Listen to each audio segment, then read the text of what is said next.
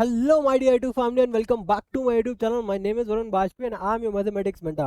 और आज है हमारा कॉम्पिटेंसी बेस्ड क्वेश्चन सीरीज का ये पार्ट 43, जहां पे हम कंटिन्यू कर रहे हैं कॉम्पिटेंसी बेस्ड क्वेश्चंस जिनके आने की पॉसिबिलिटी आपके एग्जाम्स में 100% है।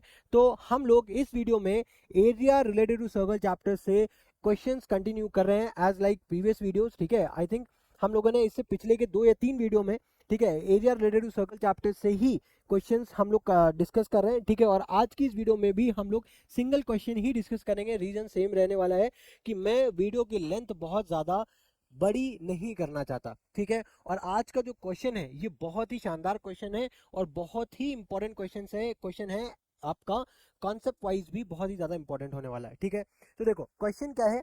बेसिकली आपको एक सर्कल के अंदर एक दूसरा सर्कल है, ठीक है, 2 सर्कल है। ठीक है, अब अगर क्वेश्चन देखो, in an art project a student is creating a unique sculpture using 2 circular pieces of metal that touch a point that touches at the point P, जो कि एक दूसरे को इस P पॉइंट पे टच कर रहे हैं। ठीक है, एक दूसरे को इस P पॉइंट पे टच कर रहे हैं। O is the center of the smaller circle, O जो है वो स्मॉलर सर्कल का सेंटर है। ठीक है, and U is the center of the larger circle, U जो है वो आपका बड़े वाले सर्कल का सेंटर है। ठीक है, the width of the sculpture QT at one end measure is, देखो QT की जो लेंथ है वो कितनी गिवन है, 10 सेंटीमीटर्स, और जो RS की जो वैल्यू है वो 6 सेंटीमीटर्स गिवन है। ठीक है, तो हमसे पूछा क्या गया है कि इन दोनों सर्कल्स की रेडियस बताओ। ठीक है, अब ये डायग्राम आपको छोटा लग रहा होगा तो मैंने उसके लिए इस डायग्राम को फिर से रीड्रॉ किया है इस फॉर्म में। आई थिंक ये आपको समझ में अच्छे से आ रहा होगा। ठीक है, अब ध्यान से समझना। ठीक है, हमको क्या क्या गिवन है, फिर से मैं एक बार लिख रहा हूँ। ठीक है, फिर से मैं एक बार लिख रहा हूँ। ये हमको यहाँ पे एक टी पॉइंट मेंशन है। कौन सा पॉइंट मेंशन है? ये टी पॉइंट मेंशन है। ठीक है, इस क्यू टी की जो वैल्यू गिवन है अपन को, कितनी गिवन है? क्यू टी की वैल्यू कितनी गिवन है अपन को? 10 सेंटीमीटर्स गिवन है। करेक्ट है, 10 सेंटीमीटर्स गिवन है। करेक्ट। ठीक है, और यहाँ पे जो आर एस है, यहाँ पे जो आर एस है, इसकी कितनी वैल्यू गिवन है? इसकी वैल्यू 6 सेंटीमीटर्स गिवन है। 6 सेंटीमीटर्स यहाँ पे इसकी वैल्यू हमें गिवन है। ठीक है, ध्यान से समझना। ठीक है, ओ जो है ये छोटे वाले सर्कल का सेंटर है और जो यू है ये बड़े वाले सर्कल का सेंटर है। ठीक है, चलो अब देखो, अब हमें क्या फाइंड करना है? इन दोनों सर्कल की रेडियस फाइंड करनी है। सपोज करो कि जो बड़ा वाला जो सर्कल है, ठीक है, जो बड़ा वाला सर्कल है, right, radius of bigger circle, radius of bigger circle क्या मान लेते हैं हम लोग? कैपिटल आर मान लेते हैं। और similarly radius of smaller circle, जो स्मॉल सर्कल है, ठीक है, जो छोटा वाला है उसको हमने क्या मान लिया? स्मॉल आर मान लिया। ठीक है ना, ये चीज समझ में आ रही है? चलो अब देखो, अब क्वेश्चन को स्टार्ट कहां से करेंगे?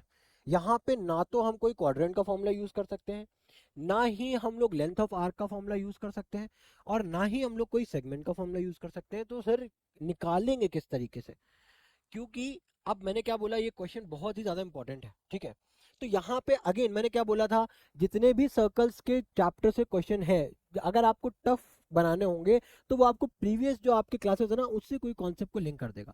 अब अगर इस क्वेश्चन को देखो, तो अगर मेरे पास एक सर्कल है, ठीक है, इस सर्कल को मैं दूसरे पेज में ड्रॉ करूंगा। ठीक है, अगर मेरे पास एक सर्कल है, ठीक है,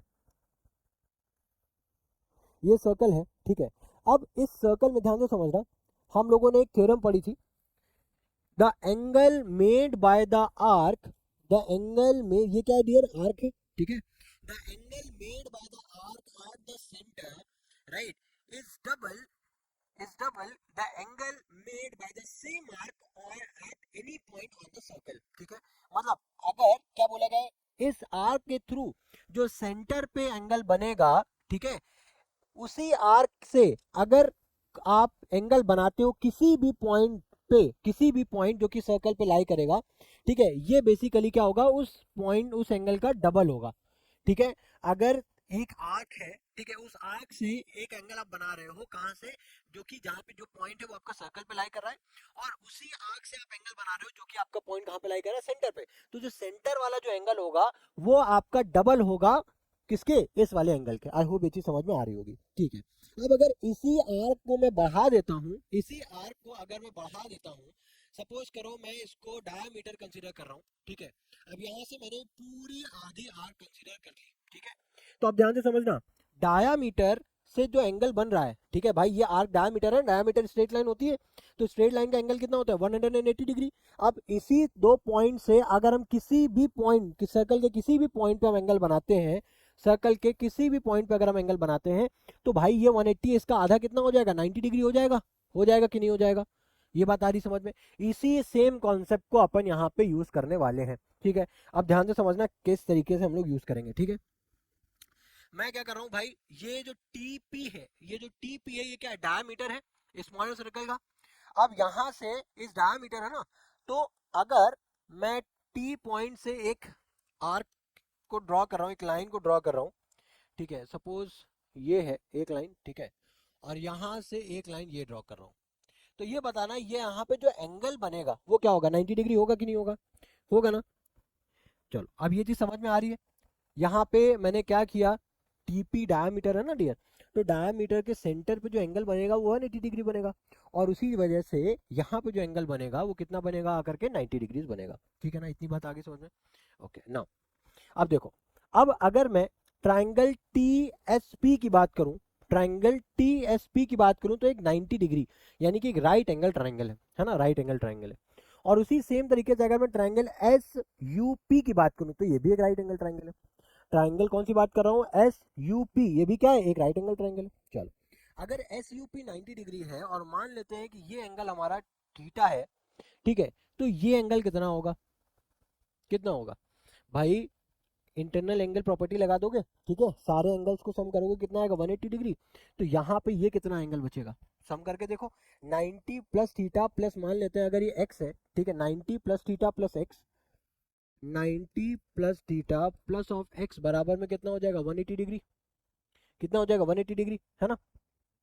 अब ये 90 उधर जाएगा, 180 माइनस 90 कितना हो जाएगा 90, और ये थीटा उधर आ जाएगा, कितना बचेगा 90 माइनस थीटा, यानी कि x की वैल्यू कितनी आ गई 90 माइनस थीटा, तो ये वैल्यू कितनी आ गई अपने पास 90 माइनस थीटा, ठीक है। अब पूरा एंगल हमारे पास 90 था, पूरा एंगल भाई टी एस पी क्या है 90 डिग्री है, उसमें से ये हमारा 90 माइनस थीटा है, तो भाई ये वाला एंगल कितना हो जाएगा, थीटा हो जाएगा कि नहीं हो जाएगा, ये बताओ पहले, ये सुनो, आ रही है ना बात समझ में, ठीक है। अब ये चीज बहुत ज्यादा इंपॉर्टेंट थी, ठीक है।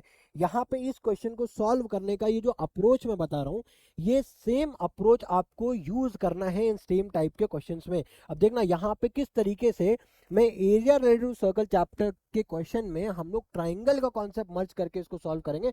ये बहुत ही शानदार बात है और इसको बहुत ध्यान से समझना, ठीक है, पूरा वीडियो वॉच करना।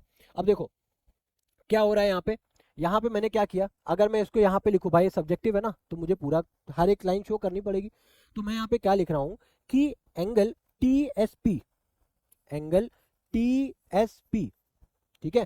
पहली बात तो ये देखो, एक चीज और हम लोग इससे पहले एक और चीज लिख देते हैं, हमको ये पता है ना एंगल एस यू पी कितना है, एंगल एस यू पी, ठीक है, ये कितना 90 डिग्री है, और एंगल टी एस पी ये भी 90 डिग्री है, करेक्ट है, तो ये किसके बराबर हो जाएगा, एंगल टी एस पी के बराबर हो जाएगा, और ये दोनों कितने 90 डिग्रीज है, ये और नो, ठीक है।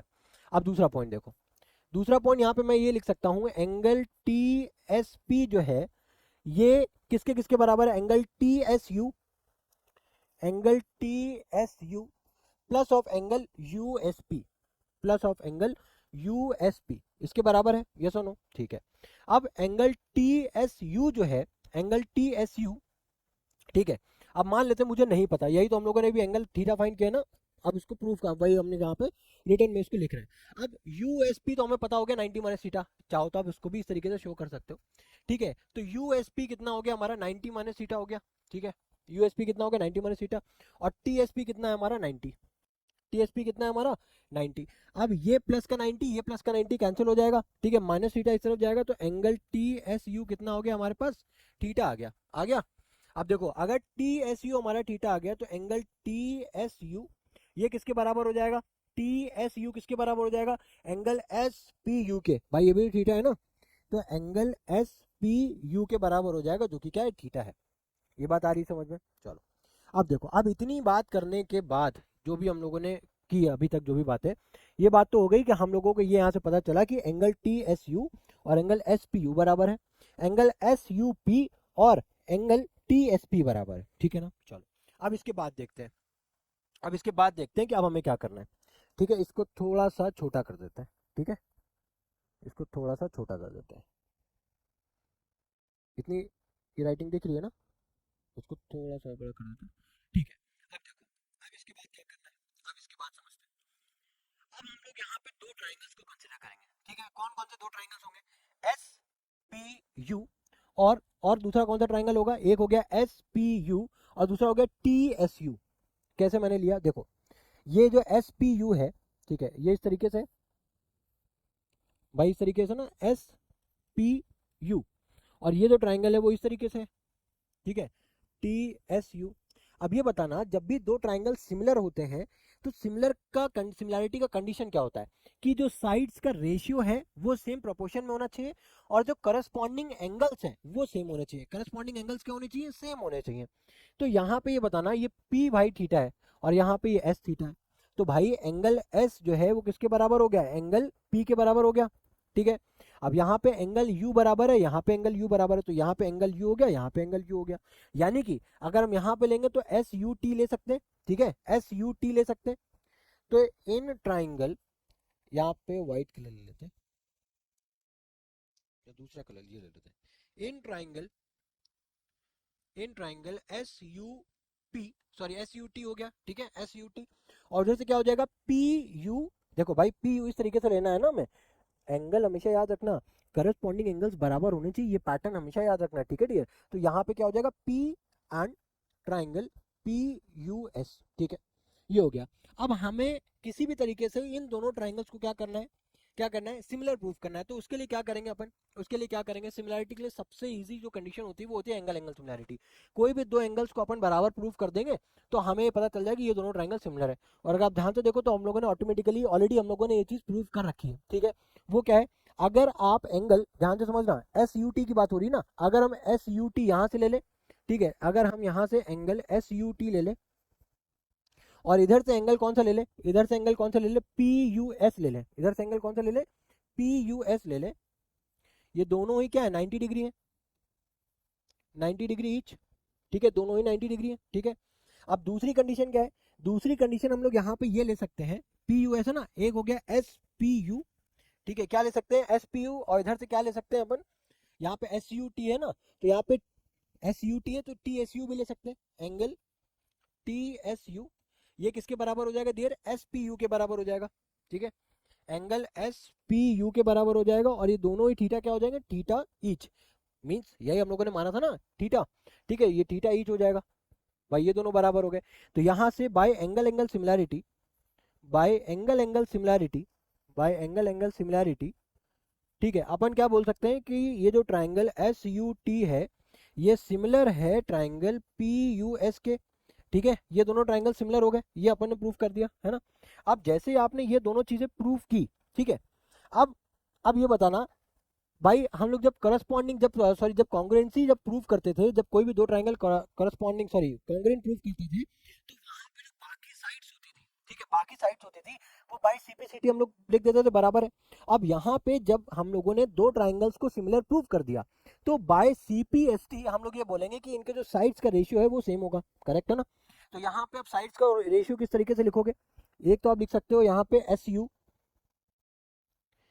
यू अपॉन में क्या लिख सकते हो P U, S U upon में पी यू बराबर में क्या लिख सकते हो यू टी अपॉन में यूएस, यू टी अपॉन में यूएस, और बराबर क्या लिख सकते हो आप टी एस अपॉन में, टी एस अपॉन में क्या लिख सकते हो S P, T S upon में क्या लिख सकते हो आप एस पी। ठीक है, तो ये आपने साइड्स का रेशियो सेम कर दिया।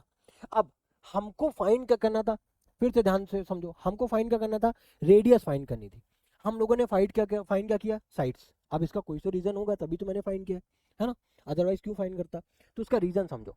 अब देखो, अब अपन ने जब ये फाइंड किया है, ठीक है, तो हम लोगों ने क्या किया है, हम लोग बेसिकली ना एक रिलेशन निकालेंगे, एक इक्वेशन फ्रेम करेंगे और इस इक्वेशन की हेल्प से हम लोग रेडियस को फाइंड करेंगे। ठीक है ना।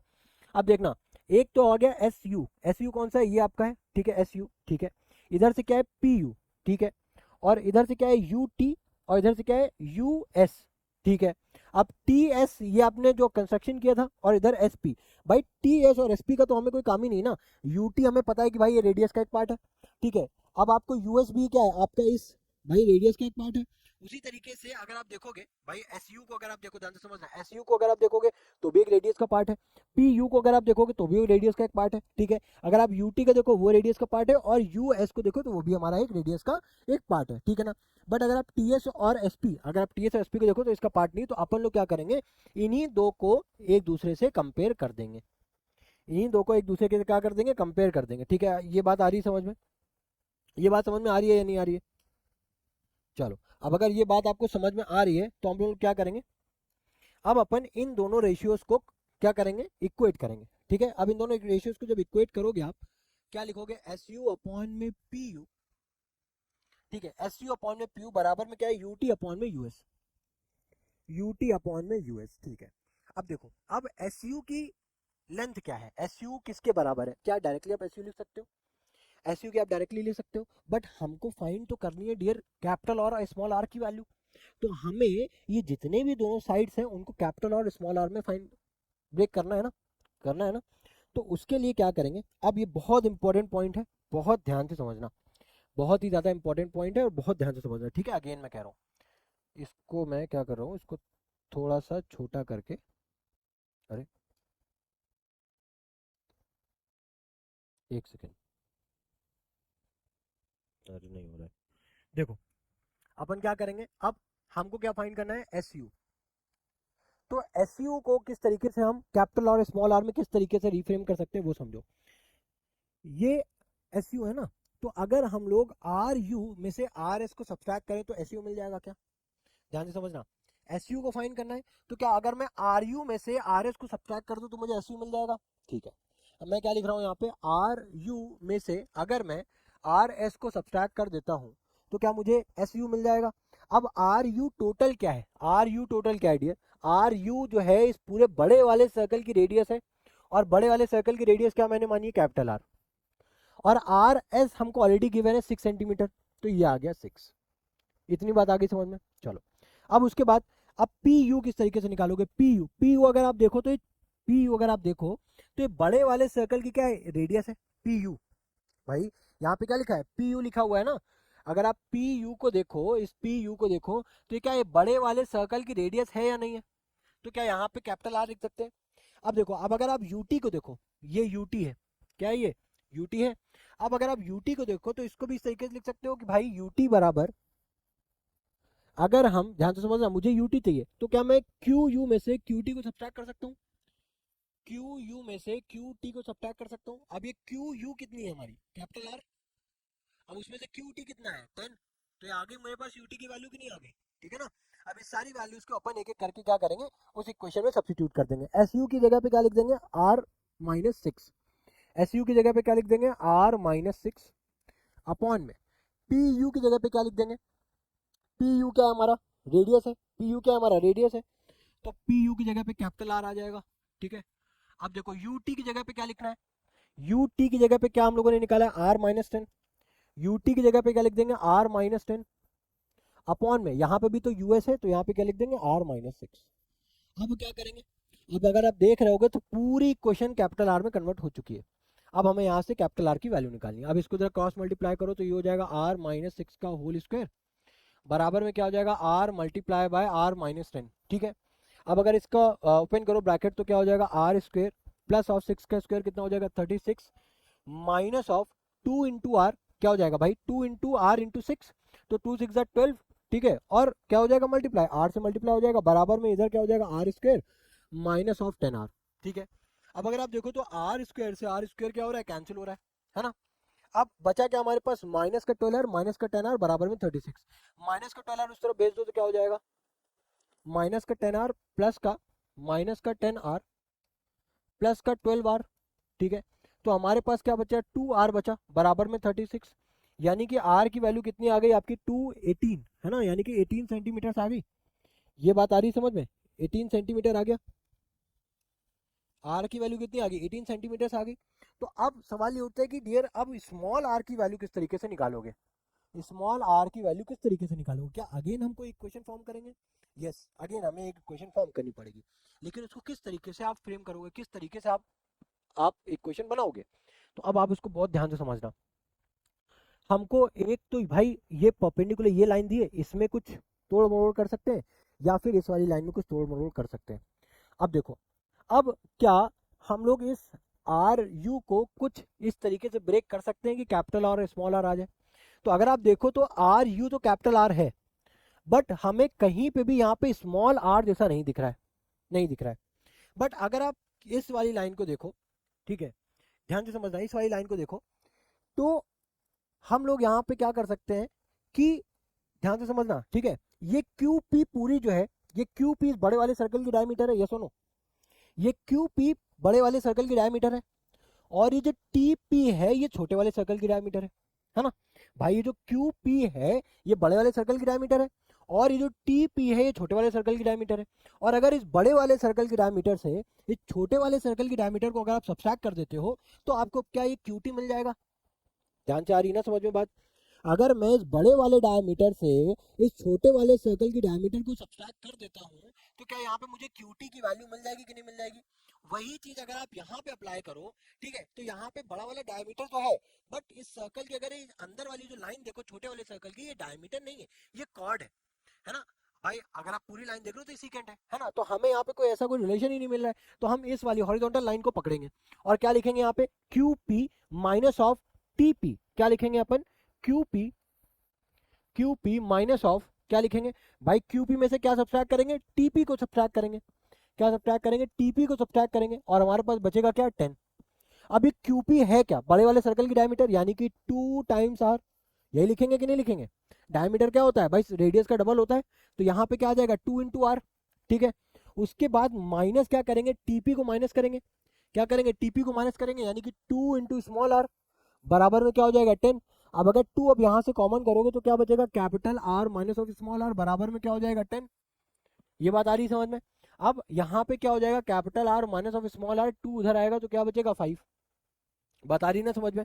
तो यहाँ से हमारे पास एक रिलेशन अगेन एक आ गया है, हमारे पास एक रिलेशन क्या आ गया, capital R minus small R बराबर 5। अब हमको कैपिटल आर की वैल्यू ऑलरेडी पता है, तो क्या यहाँ से स्मॉल आर की वैल्यू निकल सकती है, यस निकल सकती है।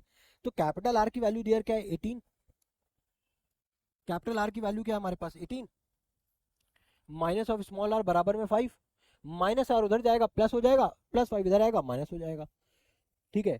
तो स्मॉल आर की वैल्यू कितनी आ गई हमारे पास, 13 सेंटीमीटर्स आ गई। आई होप ये चीज आपको बहुत अच्छे से समझ में आ गई होगी, आ गई है ना।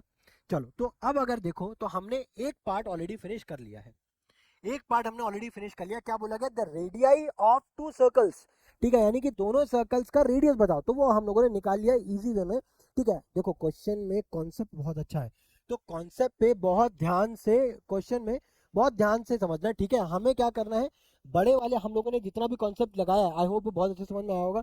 हम लोगों ने क्या किया है फाइंड करने के लिए, हम लोगों ने similarity of the triangles concept का यूज किया है यहाँ पे, है ना। क्या किया है, पहले हम लोगों ने रिलेशन फाइंड किया है दोनों ट्राइंगल्स के बीच में, है ना, दोनों ट्राइंगल्स के बीच में रिलेशन फाइंड किया है। रिलेशन फाइंड करने के बाद, ठीक है, उन दोनों रेडियस में हम लोगों ने एक इक्वेशन फ्रेम की।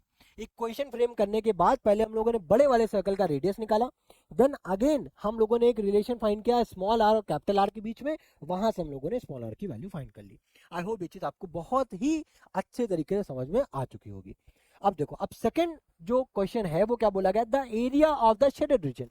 ये तो भाई बहुत इजी पूछ लिया है। अब अगर हमने भाई रेडियस निकाली तो हमसे कुछ भी पूछ लो, अब हमें क्या फर्क पड़ता है। अब इन्होंने हमसे शेडेड एरिया का हमसे रीजन पूछा है, तो क्या करेंगे, बड़े वाले सर्कल की एरिया में से, बड़े वाले सर्कल के एरिया में से छोटे वाले सर्कल के एरिया को क्या कर देंगे, सब्ट्रैक्ट कर देंगे, आंसर आ जाएगा, सिंपल है। अब इससे ज्यादा क्या हो सकता है भाई। एक क्वेश्चन में तो उसने दिमाग खराब कर दिया, लेकिन दूसरा पार्ट उसने बहुत इजी पूछा।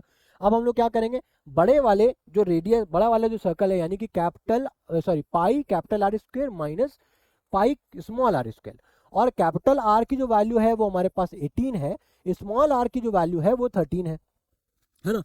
चलो अब देखो, अब यहाँ पे पाई तो हो गया कॉमन, तो capital R square minus of small R square, इसको दो तरीके से डियर आप सॉल्व कर सकते हो।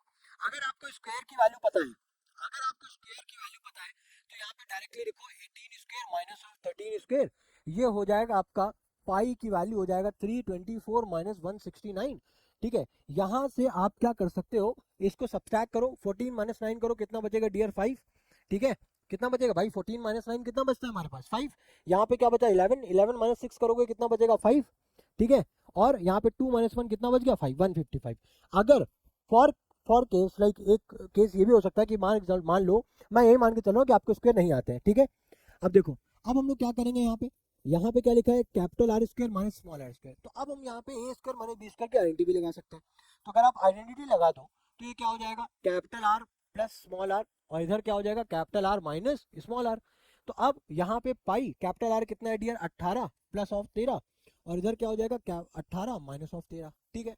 तो अब अगर इसको देखो तो क्या हो जाएगा यहाँ पे पाई, ठीक है। 8 3 कितना हो जाएगा डियर, 8 3 11 1, और इधर हो जाएगा 21, ठीक है। मल्टीप्लाई किससे करोगे, 5 से, ठीक है। तो अब इसको मल्टीप्लाई करो, 5 कम 5, 5 दूना, एक सेकंड, 5 1 जा 5, 5 2 जा 10, 105 आ रहा है, कुछ गड़बड़ हो गया क्या, एक सेकंड। 8 2 10 1 11, ठीक है। यहाँ पे 31 होगा, सॉरी, यहाँ पे क्या आ जाएगा 31 हो जाएगा, यहाँ पे हो जाएगा 31। इसको पाई की वैल्यू अपन को दी हुई है ना, तो यहाँ पे 155 मल्टीप्लाई बाय 3.14 कर देंगे, ठीक है, आंसर आ जाएगा, ठीक है। मल्टीप्लाई करो, 155 मल्टीप्लाई बाय 3.14, 4 5 जा 20, 4 5 जा 20, 2 कैरी 2, 4 1 जा 4, और ये कितना आ जाएगा 6, मल्टीप्लाई 5 5 1, देन अगेन मल्टीप्लाई 3 5 जा 15, 1 3 5 जा 15, 1 16, कैरी 1 3 1 जा 3, और यहाँ पे आ गया 4। तो 0 7 6 5 11 5 कितना हो जाएगा 16 1 6 7 8, और ये आ गया 4, कितने बार पॉइंट लगना है ये, तो कितना आ गया 486.70, कितना आ जाएगा डियर, 486.70 सेंटीमीटर स्क्वायर। ये आपका फाइनल आंसर है, ठीक है। तो आई होप ये क्वेश्चन आपको बहुत ही अच्छे तरीके से समझ में आ गया होगा। और अगर आपको कोई डाउट है, कोई प्रॉब्लम है डियर, तो आप कमेंट बॉक्स में जरूर मेंशन करो, ठीक है, आपको कहाँ पे क्या प्रॉब्लम आ रही है। और अगर फिर भी कमेंट बॉक्स में मान लो अगर आपका डाउट नहीं रिजॉल्व हो पा रहा है, तो अगर आपको लगता है कि मेरा कुछ डाउट ऐसा है जो मैं कमेंट्स में रखूंगा, नहीं मेरा डाउट रिजॉल्व हो पाएगा, तो आप क्या करो, आप डायरेक्टली मुझे मेरे इंस्टाग्राम आईडी पे मुझे आप टेक्स्ट करो, I will definitely help you out, ठीक है। तो इसी के साथ डियर मिलते हैं आपके साथ नेक्स्ट वीडियो में, till then goodbye, thank you.